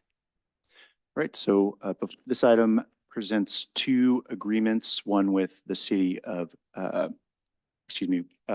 one is with both Caltrans and the City of American Canyon, a cooperative agreement that outlines oversight of the next phase, the project approval and environmental document phase of this project. And then the other agreement is to enter into an architectural and engineering service contract with Kimley Horn and Associates to provide the engineering services associated with the next phase of the project. Just to give a little background, in February of 2023, the previous phase of this project, the project initiation document phase, was completed. It identified 2 alternatives, one to make signalization improvements to all 6 intersections between Napa Junction Road and American Canyon Road in American Canyon. The other alternative is to replace 5 of the 6 signalized intersections with roundabouts. And both alternatives propose enhanced transit stops, pedestrian and bicycle features, as well as other aesthetic improvements. And so I'll also note that we received 3 proposals for the the engineering services associated with this project. Ultimately, staff selected Kimley Horn as the highest qualified consultant to provide these services. And so staff is recommending that the board authorize the executive director designee to negotiate, execute, and make minor modifications to work order number E-01 to NVTA agreement number 23-OCE08 with Kimley Horn and Associates for architectural and engineering services, and 2 cooperative agreement 04-2957 with Caltrans for project approval and environmental document phase services associated with the American Canyon State Route 29 Corridor Improvement Project, an amount not to exceed $4,683,632. Thank you. Yes, Vice Chair. A couple of comments. Number one, last night, the American Canyon City Council approved the cooperative agreement, so one of the 3 players are on board. Secondly, as it relates to Kimley Horn, and you mentioned he was on somewhere. He's on the Zoom call. It's Parag Mehta Okay. as our project manager with Kimley Horn. And so my question is kind of related to Director Garcia's concerns about the roundabouts. I'm on board with a 2-lane roundabout, but we're looking at 4 and 6-lane roundabouts, and that gets me scared. So could we have the person from Kimley Horn talk to us about their experience with developing projects, these multi-lane roundabouts? Sure. I'm not sure if how prepared Parag is to speak to that, or one member from his team today, but I know that they are, they were selected because they're a leading consultant in, the development of roundabouts throughout the nation. So Parag or one of your team members, are you guys willing to speak to that this afternoon? Sure, I would do that. Thank you. I'm Parag Mehta, project manager for Kimley Horn team. And that's a good question. Yes, we do have in the approved bid phase, when the initial study of the project did identify doing a 3-lane roundabouts at 6 locations, basically. So, there are single lane and 2 lanes are fairly common. This is a 3-lane is going to be unique. There are over 40 or 45 of them built throughout the United States, and Kimley Horn staff or team, actually Kimley Horn staff has done over 20 or 22 of them. So our team brings a unique experience in terms of doing 3-lane roundabout, and it comes with its own challenge in terms of the traffic operations, design, ensuring, and then there may be some component of working with stakeholders and making sure that it's thoroughly understood by everybody in terms of the operations and the functionality of that.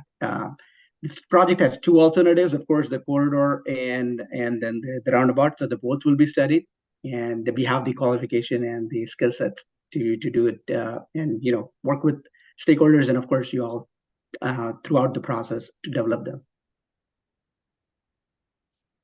I'll add that just to clarify, there's in the near term, the traffic analysis performed during the PID phase indicated that 2-lane roundabouts would be necessary. I think in the long term, I think the 2050 traffic volumes show that it's possible that to accommodate those flows, we need to increase the lanes from 2 to 3. We're going to be refining those traffic volumes through this phase. That's part of Kimley Horn, one of Kimley Horn's tasks, so they can, refine the proposed alternatives.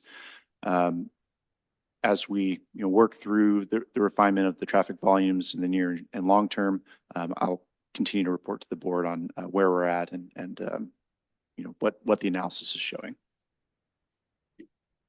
Thank you for the question. Anybody else? Yes. Yes, Member Garcia. Yes, again, the issue is, I understand traffic circles work. I've driven in many places. Paris, France is one. Mexico, they're referred to as the Glorietas. They're for the brave. But what I'm trying to get to is a mindset of the residents. I can understand the engineering approach to it and all that analysis that goes into it. But is there, what kind of a training, for example, let's put it that way, are we offering for local residents to feel comfortable with it? Usually to me, dealing with a lot of fear in my professional work, you have to talk people through issues. You have to show demonstrations of it. Video would be very helpful with that.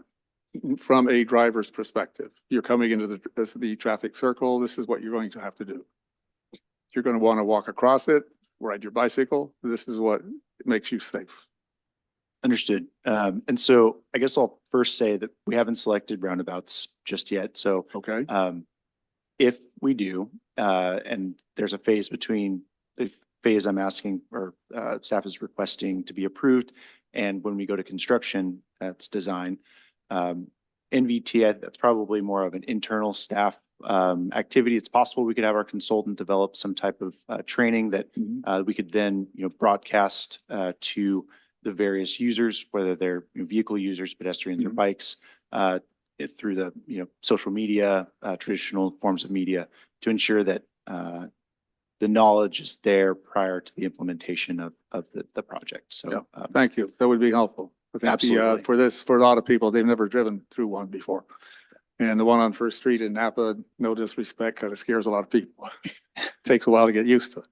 No, that's but, that's the change that's going to happen to benefit this, but you have to get people in a comfort zone about this is going to be okay. Thank you. It makes everybody slow down, which is what we want.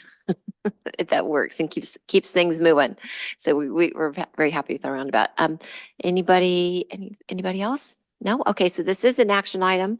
And the staff recommendation is first to approve a work order agreement with Kimley Horn and Associates for the architectural and engineering services.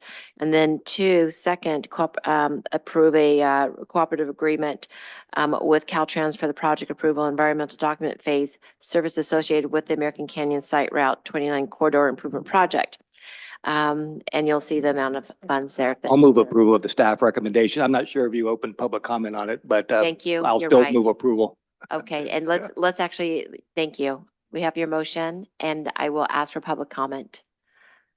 I can see Laura's face is really red. She's like, Liz is forgetting the public comment. No? Okay. I don't see any public comment. Any public comment online?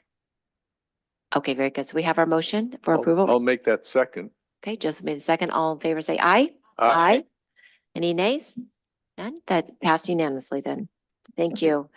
11.2, thank you, Grant. Diana Meehan is going to, okay. 11.2, professional services, with Nelson Nygaard, a consulting associate for work associated with the countywide accessible transportation needs assessment. So I'm really glad to see this back and that we have a recommendation. I look forward to hearing your presentation. Good afternoon, Chair Alessio, Vice Chair Mark Joseph, Diana Meehan. This is item 11.2 on pages 110 through 131 of your packet. And this is a request for approval of professional services agreement 23C33 with Nelson Nygaard Consulting Associates for work associated with the countywide accessible transportation needs assessment.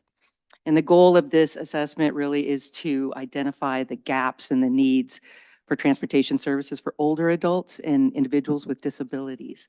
In late 2022, we did contract with a consultant for this work, and unfortunately, in May of 23, had to terminate the contract for non-performance.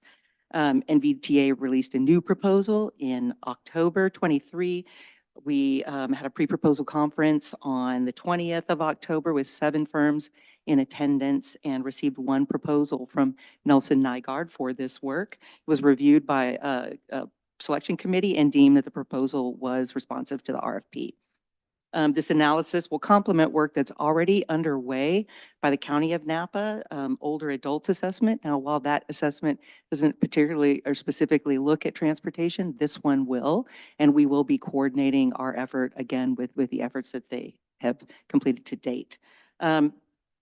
This study will take approximately 12 months to complete. We will provide periodic updates to the board and the rest of our committees.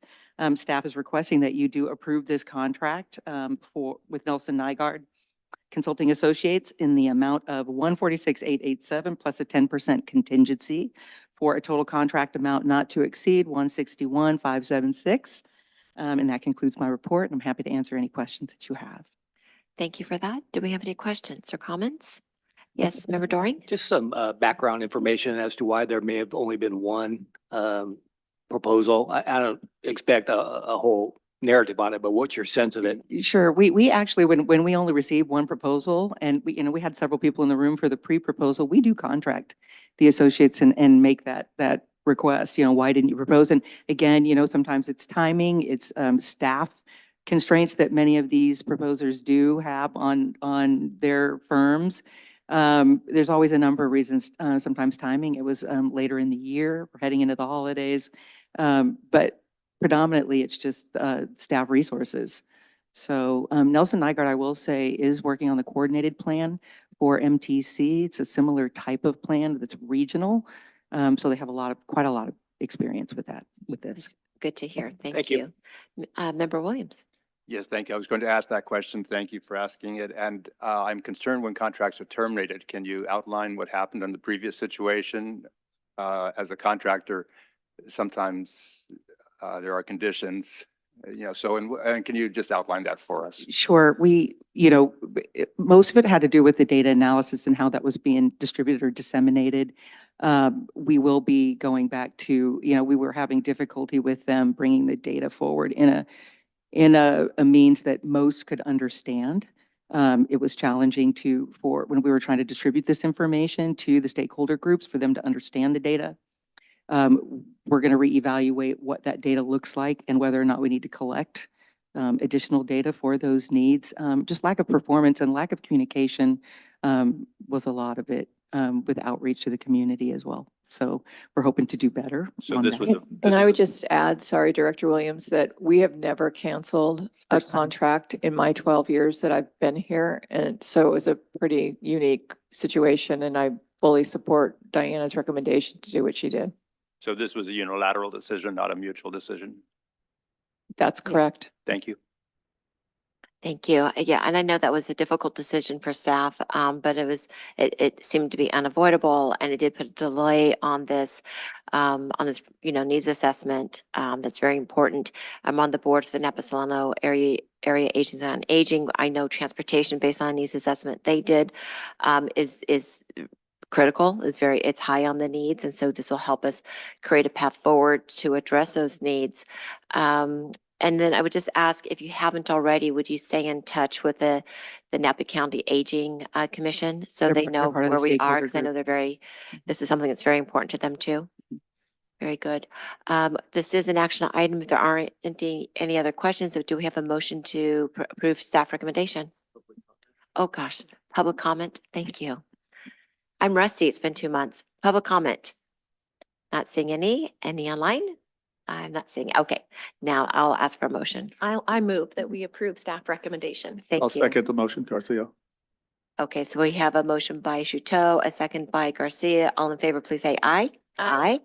Any nays? No? Okay, that passes unanimously. Thank you very much. Okay, we just have a couple more items. We're almost there. 11.3 is also an action item. This is professional services agreement with Mulrath Public Affairs for strategic communication campaign and public relations services. And Antonio, you're going to present this. Yes, and I'll make this quick. I know it's been a long day. So for this item, staff is asking the board to authorize the executive director to enter into and provide an allowance to make minor modifications to an agreement with Mulrath Public Affairs for strategic communications campaigning and public relations services for a period of 2 years in an amount not to exceed $135,750 plus a 10% contingency for minor scope changes. Attachment 1 of the memo has a copy of the draft professional services agreement.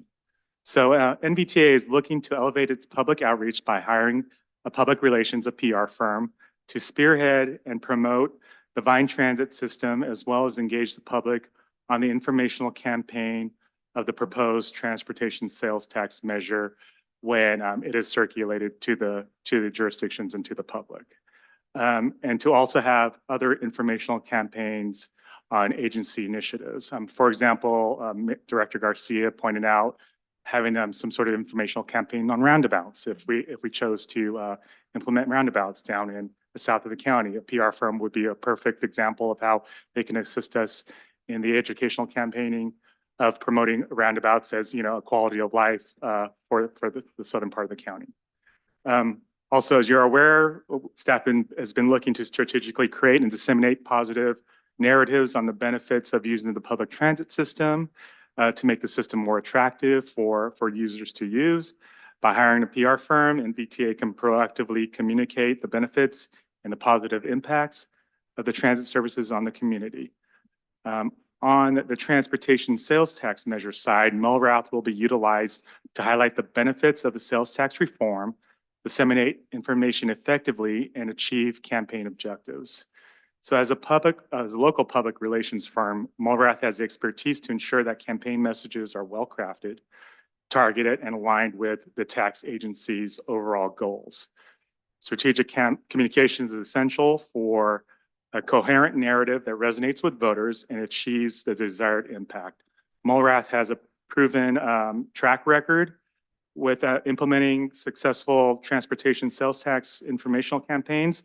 More recently, the firm successfully assisted with the Sonoma County Transportation Authority with their recent sales tax continuation measure. Positive media relations contribute to building a positive public image and generates public awareness. So in conclusion, Mulrath will assist the agency in playing a pivotal role in amplifying NVTA's voice and initiatives associated with the Vine Transit system and the proposed sales tax measure. The fourth the forthcoming strategies will be crafted to foster a constructive dialogue with the public, bolstering the agency's reputation and achieving the agency's overall goals and objectives. So again, what's before you is to approve and authorize the executive director to enter into agreement with MOLRAC Public Relations for a period of 2 years in an amount not to exceed $135,750 plus a 10% contingency. And that concludes my report. Thank you for your report. Member Shuto, did you want, did you want to say I something? did. First, just a clarifying question. Did you just say Mulrath helped Sonoma County pass a similar sales tax? They were Measure? involved in the public information campaign. Okay, thank you. And then I was just curious why out of the 11 they were chosen. So we had 11 proposals and they had best understanding and the best experience with our needs, and they had the local knowledge of the, especially in the Northern Bay Area. Okay, I just asked because sometimes, we've all had experience in politics of negative political campaigning or things. So I wonder if that was in consideration. I will say that we did get a proposal from a firm in Nova Scotia, Canada, with about $1 million for $1 million, and it scored very low. So, But they're very nice. And this is strictly for public relations and public information. It's not about the campaign. Yeah. Mhm. So there, to just Tony's point, I was on the review panel, and so was Danielle, and really there was limited understanding of sort of Napa by a lot of the other firms, and especially the Nova Scotian one. Yeah. Okay, thank you. I know that that's important to have local knowledge. Thank you for the question. Not seeing any other questions. Do we have any public comment on this? It's action item, it is. I'm not seeing any public comment here in the room or online. So if someone would like to make a motion to approve. I wanted to make sure we clarify that the firm cannot promote measure, the revamped measure. That's correct. Because you had mentioned, I want to make sure this is clarified. You had mentioned, we're choosing a firm that's in alignment with our goals and objectives. And I just want to make sure that they can. They cannot, and neither Educate, can right, staff. and Yeah, give it's information. just Okay. about education. Right. All right, I Yeah. wanted to put that on the record. Thank you. Yeah, it's education, not advocacy. So, Thank you. Yeah, Thank you. Thank you. Oh, thank you for that clarification. Thank you. Would you like to make a motion, I'll Director Doring? I'll move to approve the staff recommendation. Thank you. Do we have second by Gregory? Because I have a motion by Doring, second by Gregory. All in favor, say aye. Aye. Any nays? Not seeing any. So we pass that unanimously. We have one more item before we have a closed session. This item is informational. It's 11.4, the federal and state legislative update by our Executive Director, Kate. All Mock. right, so the governor released his budget proposal, and the Department of Finance's assumptions are $30 billion lower than the LAO's office, which is super unusual. I'm not sure what's going on there, but it will sort itself out before the budget is adopted, I'm sure, by the end of June. There is a number of ways that they are making the budget whole, including pulling in reserves, cutting costs, moving expenses to a future budget year. The good news is that the $5.1 billion that was approved as part of last year's budget trailer, Bill 125, to help the transit bailout is staying whole. But there are cuts to the transit and intercenter rail capital program, which we rely on for purchasing buses. There are two pieces of legislation that were introduced. We don't have a matrix yet, but I just wanted to give you a heads up on these two bills. Senator Scott Wiener introduced SB 925, which is an intention bill that would authorize MTC to put a transportation ballot measure on the 2026 ballot. And as part of that effort, we met with the senator, and he indicated that he is likely to include language that would refine oversight of Bay Area transit systems. So stay tuned for that. In that same vein, Senator Wahab of Fremont has introduced SB 926 that would require Cal State Transit Agency to develop a plan to consolidate all Bay Area transit systems. And then good news, which is probably something you've already heard, but I love promoting our local assembly member and senators. But we, Bay Area legislators, are assuming leadership roles. Agua Curry will replace Isaac Bryan as the new assembly majority leader, and Senator Mike McGuire will replace Tony Atkins to become the Senate President pro tem beginning on February 5th. And that concludes my report. Yeah, that's excellent news, isn't it? Thank you for those, thank you for that update. Do we have any questions on this item? Not seeing any? Okay, very good. So item number 12 is closed session.